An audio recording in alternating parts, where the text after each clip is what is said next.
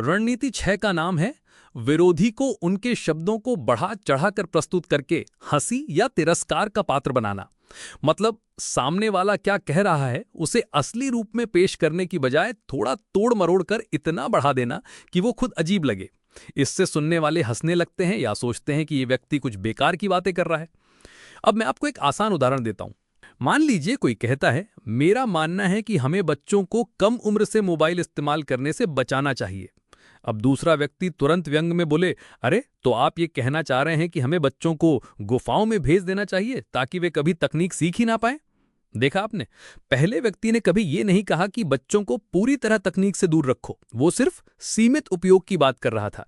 लेकिन उसके विचार को इतना बढ़ा दिया गया कि वो हद से ज्यादा और हास्यास्पद लगने लगे। नतीजा, असली मुद्दा दब गया और बाकी लोग हंसने लगे। ऐसा हमें रोजमर्रा की बहसों में भी दिखता है। मान लीजिए आप कहें, मुझे लगता है हमें खर्चों में थोड़ी बचत करनी चाहिए। सामने वाला बोल दे, हाँ सही है, अब तो तुम कहोगे खाना पीना भी छोड़ दें ताकि पैसे बच जाएं। अब यहां आपका कहना था कि थोड़ा अनावश्यक खर्च कम किया जाए, लेकिन आपकी बात को इतना बढ़ा चढ़ाकर पेश किया गया कि वो मजाक जैसी लगे। राजनीति और मीडिया में तो ये रणनीति बहुत आम है। किसी की छोटी सी राय को खींचकर इतना बड़ा बना दिया जाता है कि लोग उसका मजाक उड़ाने लगते हैं और अक्सर जनता असली राय को समझ ही नहीं पाती। अब सवाल यह है, इससे बचा कैसे जाए? अगर कोई हमारी बात को तोड़ मरोड़ कर पेश करता है तो सबसे पहले हमें शांत रहना है। गुस्से में आकर या हंसी में बहकर मुद्दा ना खो दें।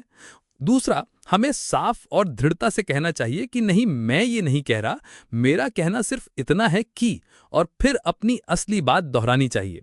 उदाहरण के लिए, मैंने कभी ये नहीं कहा कि बच्चों को तकनीक से दूर रखो, मैं सिर्फ ये कह रहा हूं कि उनके स्क्रीन टाइम पर संतुलन होना चाहिए।